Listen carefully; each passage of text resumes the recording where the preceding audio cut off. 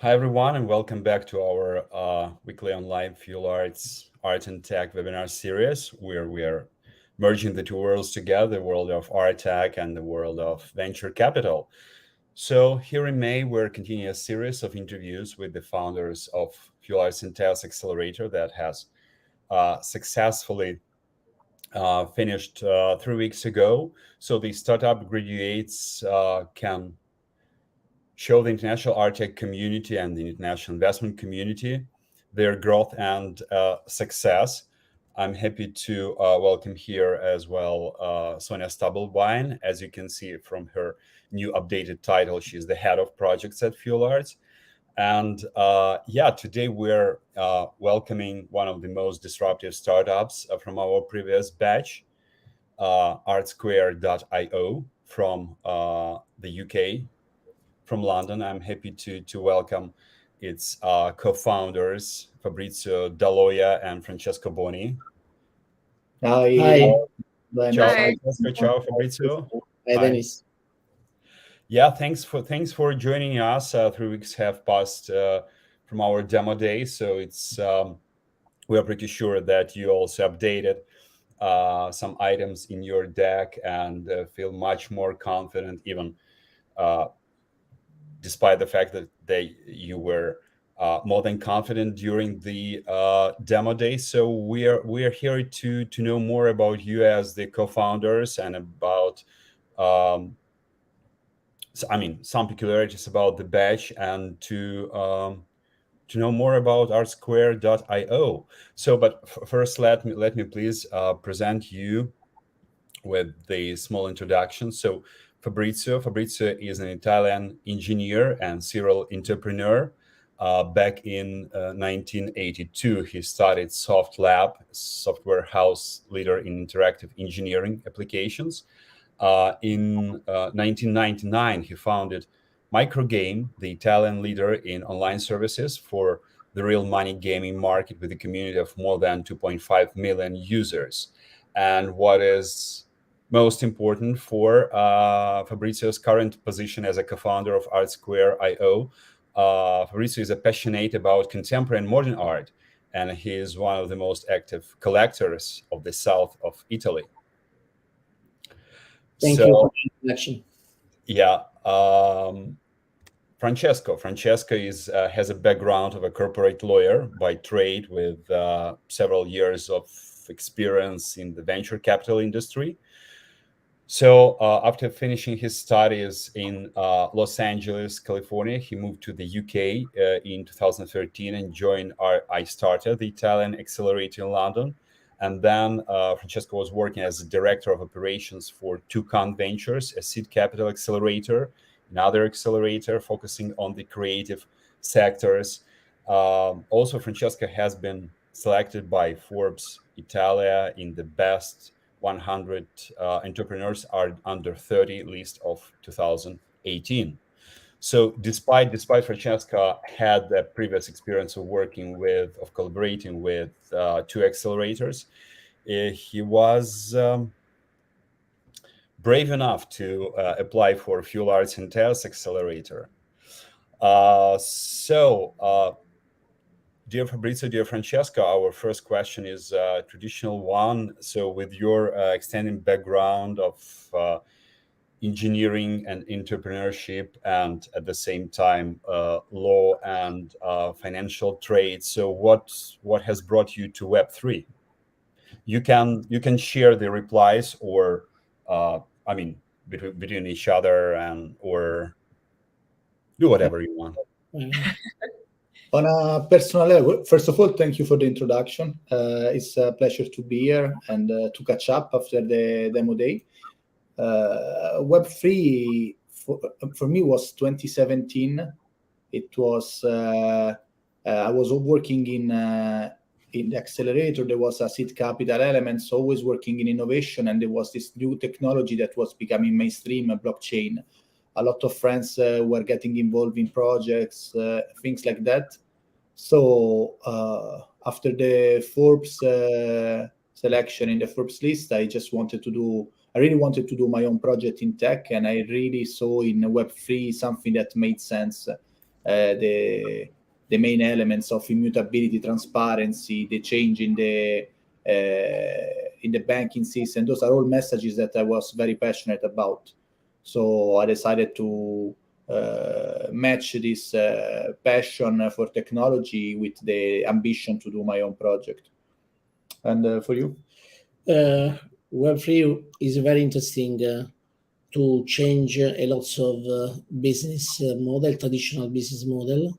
And we want to try to democratize the access to the art market for any pocket, expanding the market and increasing the value for any stakeholder of this market. Web3 is the perfect technology to do that. Perfect. Thank you so much. Thank you both. Also, would love to use this opportunity to ask you about your experience at our accelerator. What were your main takeaways from Fuelarts Tezos Accelerator, and what did you learn? I go first. For me, being involved in the accelerator was a great opportunity to learn much more about the art industry and the intersection with technology, of course. The main element was having the chance to be among peers, because it's a small industry still, it's very niche. So to see also the other members of the batch attending the mentor sessions and hearing from experts was very useful. And also it was kind of like working with the team of Fuelarts, an expansion of our team, and we got the chance to have access to data that we were, before the accelerator, we were not able to grasp ourselves. So overall, it was an accelerator, a way to accelerate our journey in entrepreneurship, and in particularly in the art tech segment.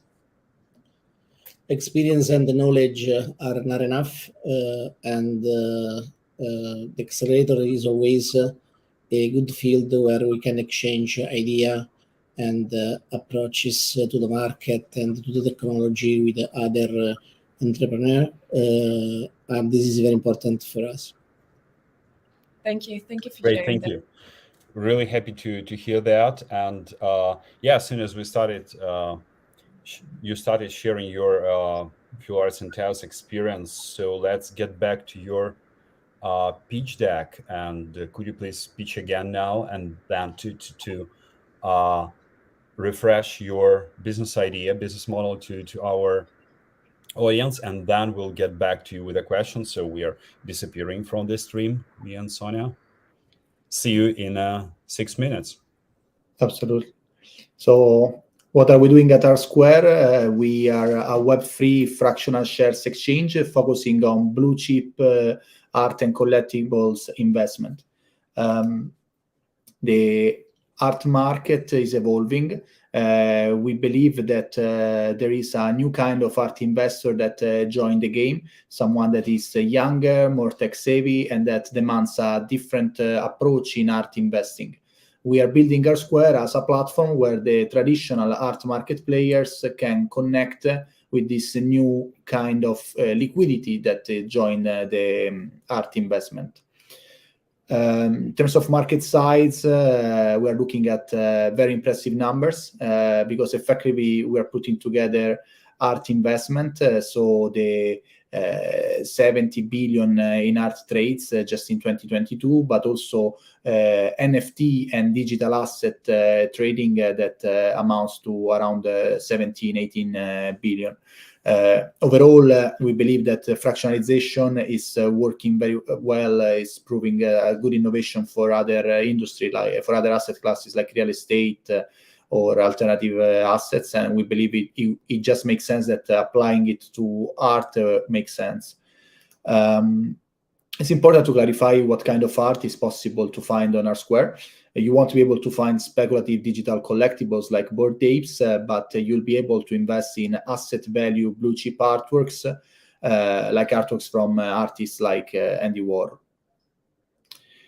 Going into our proposition, how is possible, what is the best Web3 approach to traditional art investing? We are looking at fractionalization as the best solution.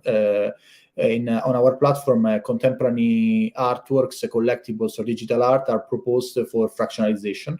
What we do is we execute a due diligence, and we look at all the information of the artwork and verify its authenticity, its condition, and its value.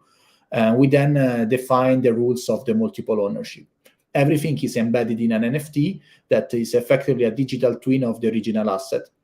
This NFT is then fractionalized, and we issue fractional shares that represent a portion of the total value of the original asset. We then move on into the core of our proposition, the fractional shares market, where users can buy fractional art shares directly in a sort of IPO in the primary market, and then dive into the main pillars that R-Square is borrowing from finance for the finance and the gaming industry. Firstly, the opportunity to trade the art shares like stocks on the financial market. Secondly, and maybe even more importantly, the possibility to generate a passive income directly from their art assets thanks to a connection with DeFi. And finally, the gaming and community aspects of R-Square with concepts like the awards for the best collector of the month, the possibility to copy the collection of other users and share your art collection with your followers, sort of like an eToro of the art. Overall, you see R-Square is a fintech hub for where the underlying asset is a blue chip art. And here we see how it works. You have several options. You can either, as an art owner, either sell 100% of your artwork and then receive the profit. And then the artwork will be owned by the new art investor that are the new owners, and will wait until they exit to receive their profit, or trade it on the secondary market. On the other side, there is another possibility for the art owners to sell up to 50% of the artwork and keep possession of the artwork, just changing legal status from art owner to co-owner and guardian. And this is quite interesting because it allows art owners to extract liquidity from the asset by keeping possession of it, and also guarantees the investors, because the art asset they invested in is managed by an expert, a professional player of the art sector. In terms of revenue model, very quickly, from the seller side is transaction fee based, and on the buyer side is there is a subscription fee that includes unlimited trades to incentivize multiple trades on the secondary market. We also receive a revenue from passive income fee from the connection with DeFi that I mentioned earlier. In terms of traction, R-Square was founded in 2019. Since then, we fractionalized 28 artworks, and for a total value of £500,000. In terms of users, our community is composed by around 8,000 members. Here we have analysis of the competitors. These are the three we are monitoring. Our solution is very Web3 focused.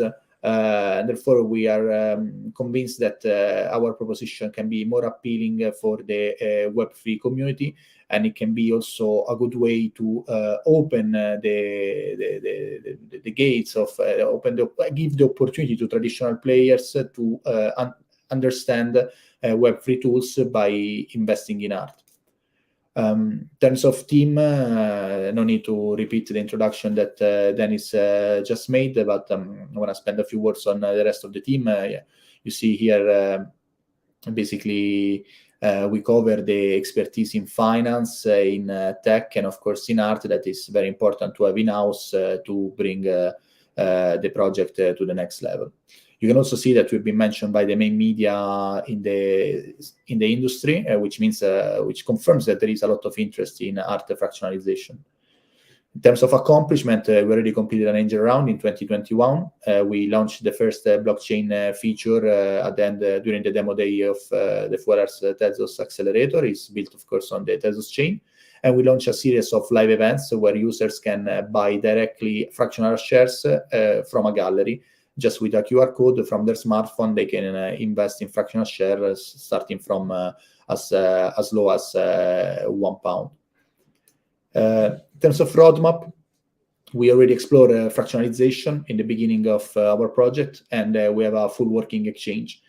We're now focusing on exploring the blockchain features and building all the blockchain aspects of the platform with a big focus on the DeFi integration. And in the future, we are also starting to structure a native token for our platform.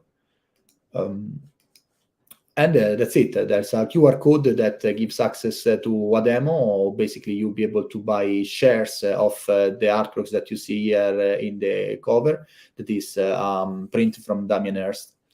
So that would be it from the pitch. Thank you. Thank you, Francesco.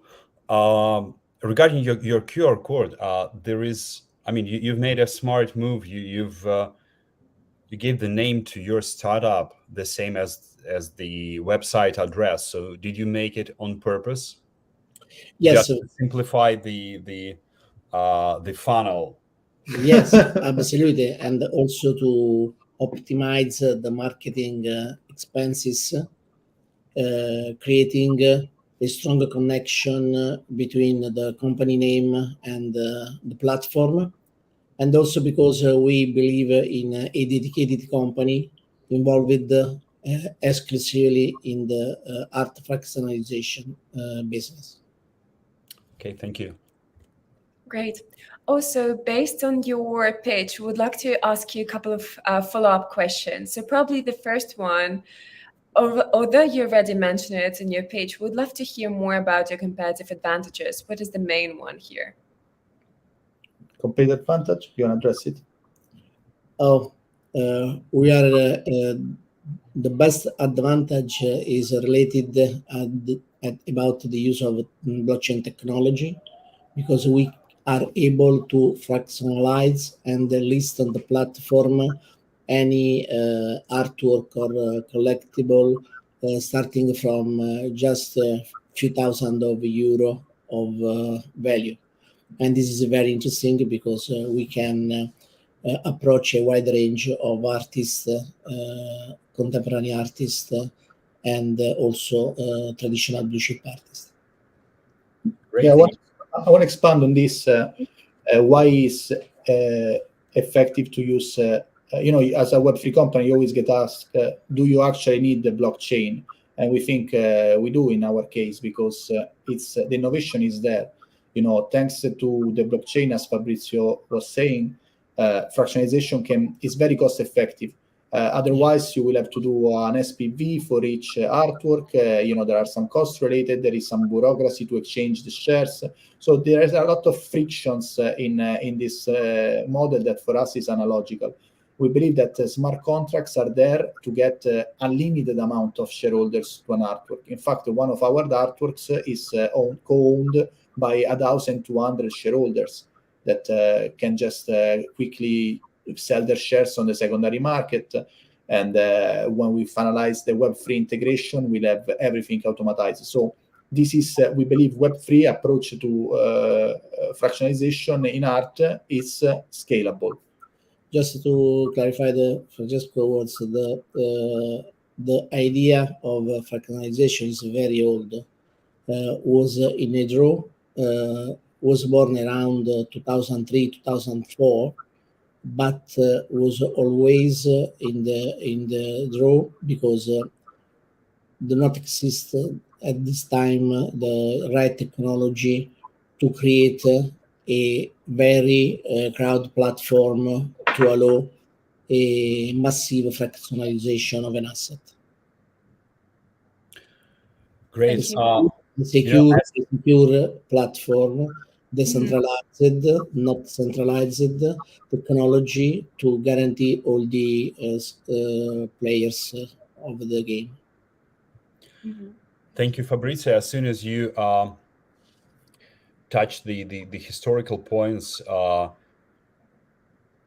I believe you also know that as people say, blockchain was first invented. I mean, the dawns of blockchain were invented by Italians back in 15th century.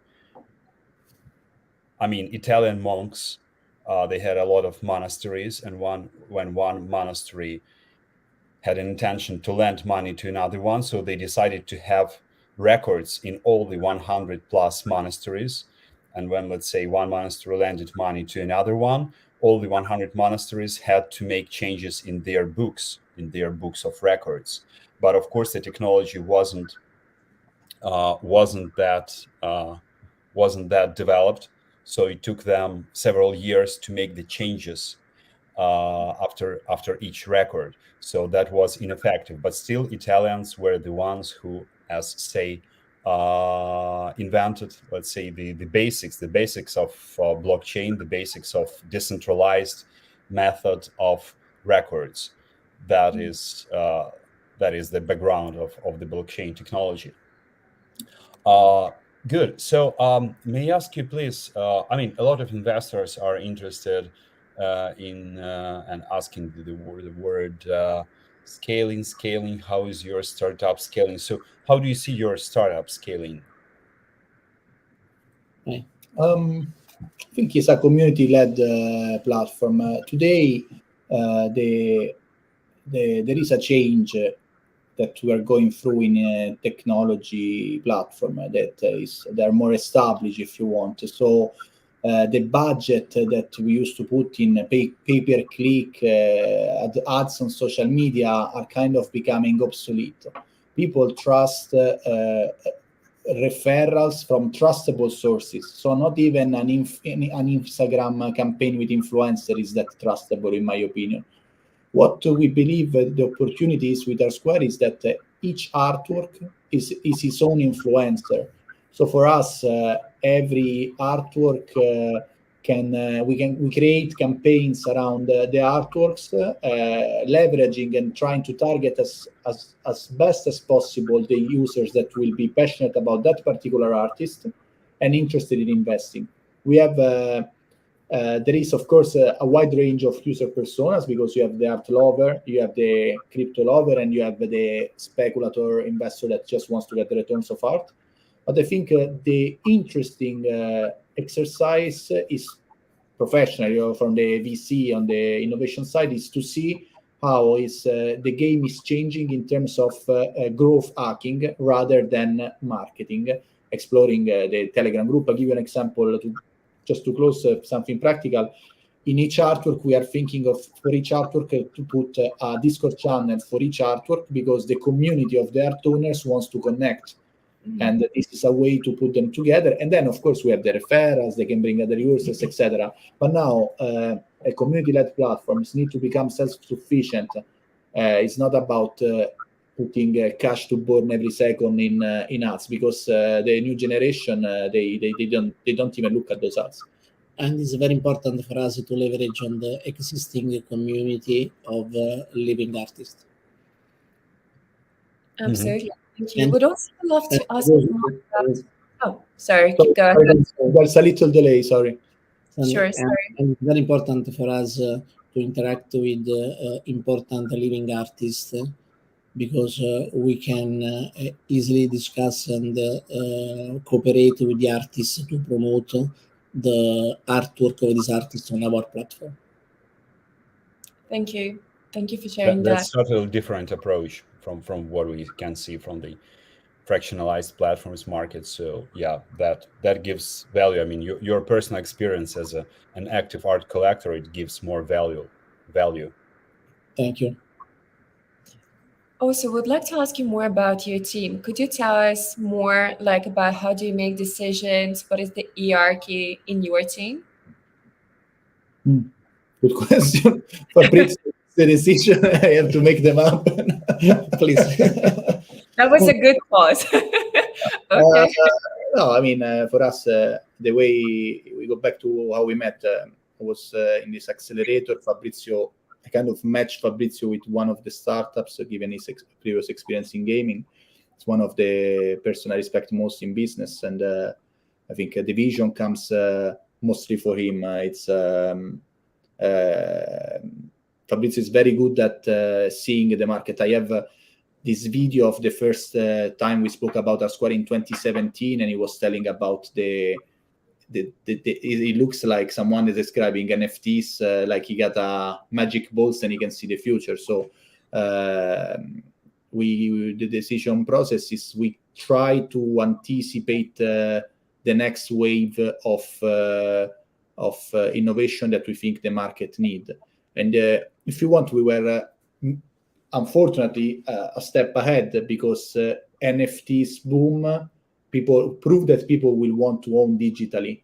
If think about our experience. First, people were saying, "No, I don't want to buy a share. I don't have it." And now people buy NFTs, and effectively they don't have it. Why would I buy a share if I cannot have it at home? They used to tell us. And now, because of NFTs, people are comfortable with the concept of the dematerialization of art collection. So maybe we were a bit too ahead, because now that there is less liquidity in the NFT market, fractionalization makes much more sense, because you are opening, as you saw in the slide, there is kind of a triangle of liquidity, not only for art, but also for the digital art investment. So the hierarchy, anyway, I went off the road, but the hierarchy is defining the vision and then making it happen quickly. Trying to be as lean as possible in terms of execution. Okay. As soon as you've started speaking about the future, and my next question will be, so what will your market look like 5 years after your product is launched? I think... And sorry for interrupting, just a small addition. Please choose whatever market you want to cover, whatever market you want to speak about. I mean, either art market or fractionalized ownership market or DeFi market, or you want to speak about all the markets, but yeah, don't be limited with this question. For the first time in the history, we are trying to change the idea of art as asset class. Comparing the art with the traditional other asset class like real estate, you can't get a passive income from your investment in art until now. With the fractionalization, you, as a shareholder of an artwork, can get a constant passive income from the ownership of a portion of an artwork. And this is a very important and innovative proposition never seen before in the art industry. We expect to, in the next 5 years, to expand and expand this concept and allow to more and more people to invest with confidence in the art industry. If I can expand on this, I think in the next 5 years, what we hope is that fractionalized investment will be the norm. Absolutely. What we hope. This is the finger crossed. But I think it's there will be. If I have to define it, it will be like there will be a change in mindset from the traditional art players, and they will be more open and faster in embracing innovation overall. Just to give an answer on the general art tech industry, I think this was what happened in the last year. Kind of was a pivot, a big change for the players to kind of an awakening moment where they will become more comfortable in testing different technologies. Another important concept to clarify is the art formation price. If you invest in an artwork and you take it at home for a couple of years, how much what is the value of this artwork if you want to sell it or use it as a collateral for other investments? Is just an estimate from an expert using comparables transactions made on the market some months ago, of a similar artist, of the same artist, of a similar artwork, of the same sites, the same period, but it's just an estimate. You have a couple of price, you have a range of price in the auction where probably your artwork will be bid. And this is not a good concept for traditional investors. And this is the main reason why people invest in art. Only a small percentage of the whole portfolio of investments. With the fractionalization, we change this concept because you have a continuous formation of the price, because you can just multiply the number of shares available for the price of the last transaction, like the market cap of the traditional companies listed in the financial stock markets. And in this way, you can evaluate your collection of artworks at any time continuously, because they are traded on the exchange, on the art exchange. And this is very important and a new important concept in the art market. Thank you, Fabrizio. Thank you, Francesco. And welcome, Sonia. Thank you, Dennis. So actually, our next question is more about your path and what did you learn about, about the business, about the market while you're building ArtSquare. What kind of mistakes, if you call them mistakes, did you make while, creating this company, and what did you learn through this path, this experience? At the beginning, we was quite new to the blockchain and the crypto market, and we follow the way to match the drift, and we get lots of problems. Then we decided to follow our vision, our idea, sometime in the opposite about the market trends, especially, for example, about our tokenomics. Some concepts are completely new and different from the market trend you can see time by time on the blockchain and crypto market. I think I agree. It's totally this with something uncharted territory, both in art and in crypto. The fractionalization, it was kind of difficult to be true to your vision, because you will trust and try to follow the trend, but effectively there is no trend because it's such a young industry. So you will see this is working, maybe we are doing something wrong and we will try to adjust, but actually those things were very volatile. The example is again the NFT boom last year. We were it was very hard for us to push the concept of having blue chip art and blue chip digital art. So from digital artists, not NFT collectibles. And the criticism we received is that our assets were not speculative enough for the crypto industry. Now, with some of those projects being 999,000% down, we kind of think that we were right in wanting to have a more conservative approach. So it's all about the perception. It's a very fast industry, and one needs to be very, very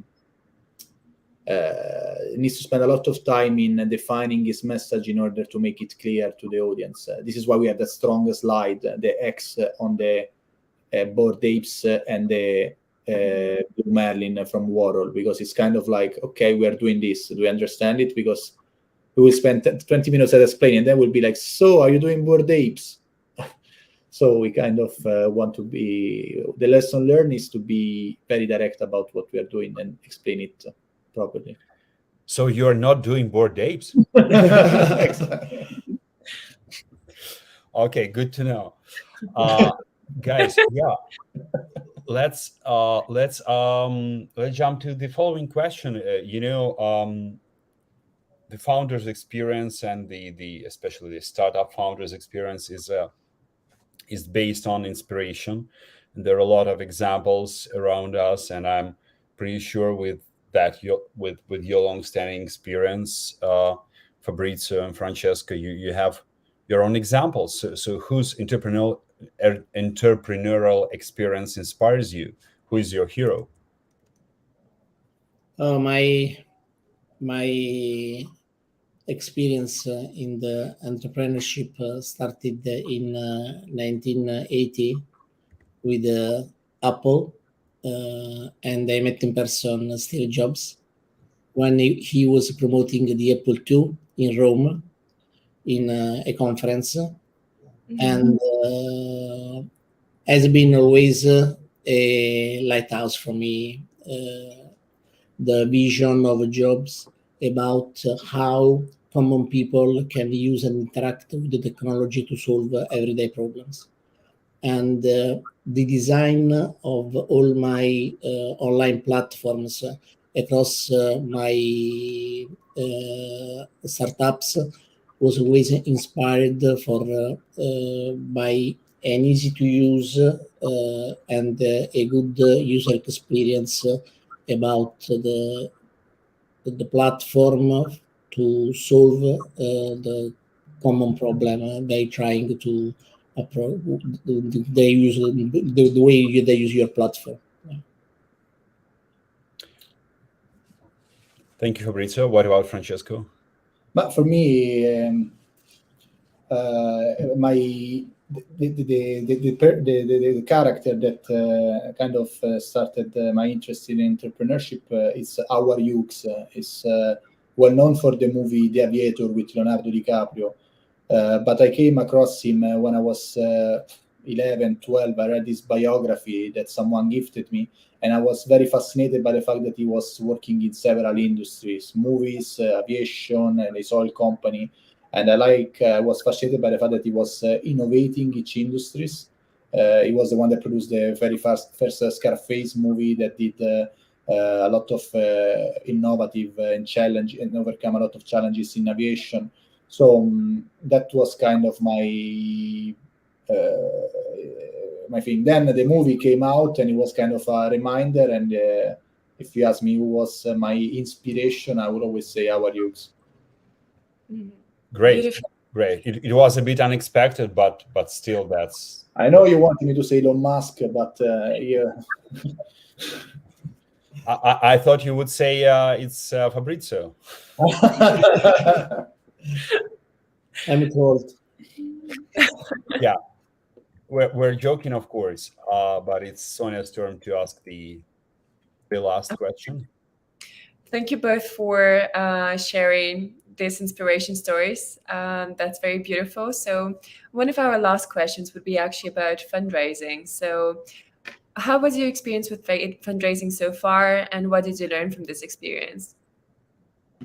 I think, again, there is this kind of wide range of targets. No, the experience is that it's very important to do your homework first and spend a lot of time in researching and making sure that the person you're gonna sit at the table with is already experienced.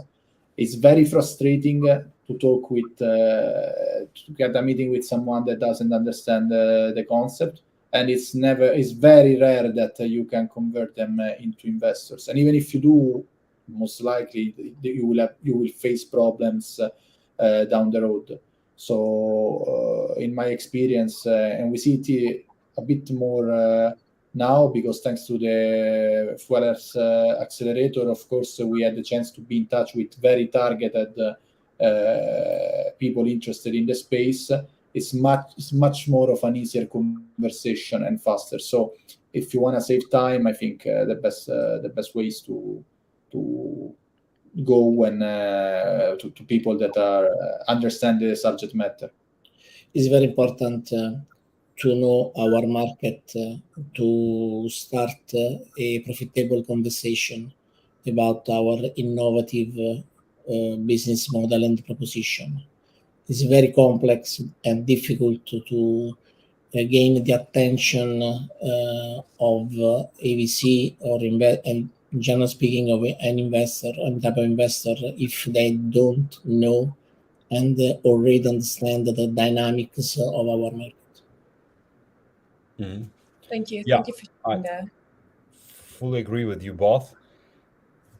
So we came up to the last question, and it's again a traditional one. So what would be your top 3 advice for the young Web3 startuppers? Yeah, I think people say find a problem and provide a solution. I think for me, the advice is to find, stay truthful to yourself. Try not to change your approach because of what you hear. Try not to have the market pulling you from different sides, and follow your passion, and eventually you will come through. I'm sorry, it's not free, but I think it's one that makes sense for everything. If you are a young person that want to approach things, you're still not strong enough you're not confident enough to follow your one direction. But that's the only thing that matters, because it will make sense. Because the moment you will go on a different road that you think is a fast track, 100%, you might get lucky, but 100% you pay the price with interest later. So my advice is to be very direct and follow your own path. And Great. also, I mean, yeah, and also it's important to do not reinvent the wheel. Is very important. Is very important to use existing platforms, frameworks, libraries, services, and concentrate your energy, your attention on the core of your proposition. You have to use all the energy and funds, of course, just to create your concept or your innovation, and reuse the expertise of other startups, peoples, about what has been already done. great. With respect to your predecessors and with a straightforward vision of your future and with confidence in what you are doing now. Yeah, you should So, always move forward. great. That was a great advice, and it doesn't matter if it's 1, 2, or 3. Yeah, sometimes even one great advance means much more, and stays in mind, stays in memory of devoted entrepreneurs than tones of advice. So thank you so much. We really appreciate your participation in our today's webinars, as well as your participation at the Fuelarts and Tezos Accelerator, our first batch with Tezos. So we wish you personal and R Square IO success, and of course we'll be happy to support you in your further actions, and we wish you good luck with the market. You're worth Thank you very much. Thank you, to gain guys. success on Thank it. you. Thanks, Sonia. Thank Dennis for your support and your time. Cheers. Cheers. Thank you. And I'm addressing to our dear audience. So we're meeting in a day this Thursday. We'll be happy to present or get back to another startup which has passed our acceleration, the NFT Biennial, and its founder Rahim Onlu. So see you in a couple of days. See Bye. you every